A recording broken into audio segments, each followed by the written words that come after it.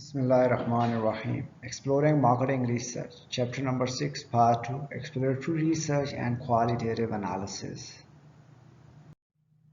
Learner objective for this part to explain the advantages and disadvantages of experience surveys, case study methods, focus group interview, projective techniques, depth interviews, and other exploratory research techniques. To understand when exploratory techniques are appropriate and to understand their limitation. And lastly, to understand how technology is changing the nature of exploratory research. Introduction. Exploratory research serves as a source of developing ideas that are then subjected to further research investigation. At Chrysler, exploratory research helped reduce some of risk of introducing a new unconventional vehicle in the ever-changing automobile industry. This chapter discusses the various exploratory research techniques used in marketing research. Focus group interviews. The focus group interview has become so popular that many advertising and research agencies consider it the only qualitative research tool. Focus group interview is an unstructured, free-flowing interview with a small group of people. It is not a rigidly constructed question and answer session, but a flexible format that encourages discussion of a brand, advertisement, a new product concept. The flexibility of the focus group interviews has some advantages, especially when compared with the rigid format of a survey.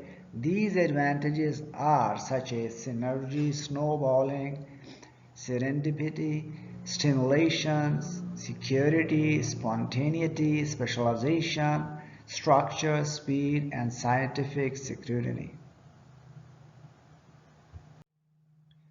Focus group interviews.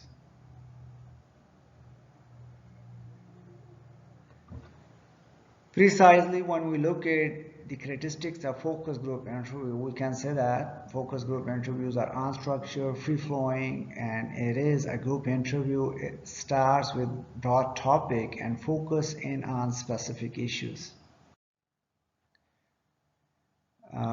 Group composition. In a focus group, the group composition can be 6 to 10 people, relatively homogeneous, similar lifestyles and experiences. Outline for a focus group. It can establish a rapport. It begins with broad topic. It focuses in on specific topic. It can generate discussion and interaction.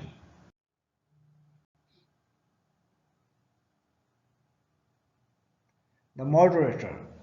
The moderator is the one who has to moderate the focus group interview, and it develops rapport, helps people relax, it helps people to interact and listen to what people have to say. So these are some responsibilities of the moderator. Everyone gets a chance to speak, so moderator has to make sure that everyone gets a chance to speak in the focus group interview. The focus group moderator maintains loose control and focuses discussion. He or she stimulates spontaneous responses from the focus group people. Advantages of online focus groups. Nowadays, due to technological development and information technology development, it is possible to conduct focus group interviews online. It has some advantages. It can be fast, it is inexpensive, it brings together many participants from widespread geographical areas. Respondents can have anonymity and transcript automatically recorded. So these are few advantages that we can avail with the help of online focus group interview. Disadvantages of online focus groups. There are some disadvantages like less group interaction. There can be absence of tangible stimulation. There can be absence of facial expression and body language. And moderator job becomes more difficult, or you can say that moderator job becomes different in online focus groups, and it becomes difficult for the moderator to moderate online. Projective techniques. There is an old story about asking a man why he purchased a Mercedes.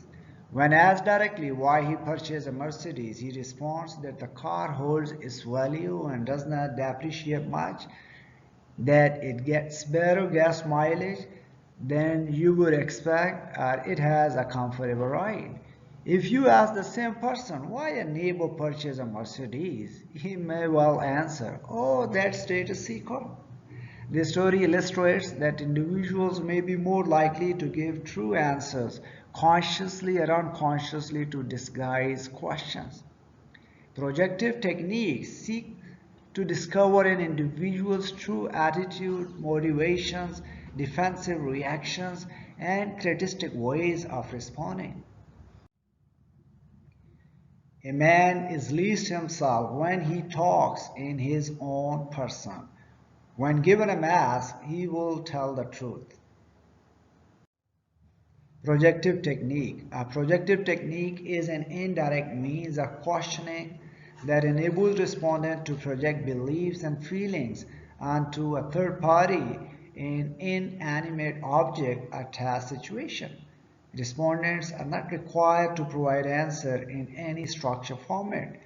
They are encouraged to describe a situation in their own words with little prompting by the interviewer. Projective techniques.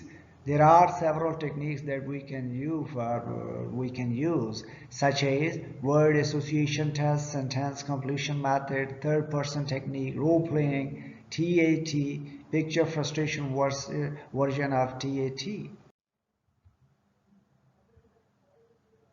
Word association. Subject is presented with a list of words and he is asked to respond with first word that comes to mind.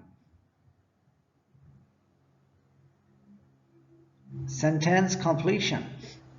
The sentence completion method is also based on principle of free association. Respondents are required to complete a number of partial sentences with the first word or phrase that comes to mind. For example, people who drink beer are, a man who drinks light beer is, imported beer is most liked by, a woman that will drink beer when, etc. These are some sentences that one person has to complete. Third person technique, a projective technique in which the respondent is asked why a third person does what he or she does or what he or she thinks about a product. The respondent is expected to transfer his or her attitudes to the third person. Role-playing techniques are projective technique that requires the subject to act out someone else's behavior in a particular setting. Thematic appreciation test, TAT, a projective technique that presents a series of pictures to research subjects and asks them to provide a description of a story about the pictures.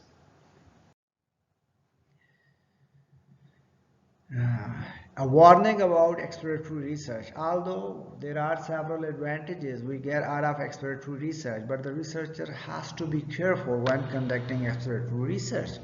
Exploratory research cannot take place of conclusive quantitative research. So one can say that it is just a start of research, or this is a preliminary research, and subsequent research must take place.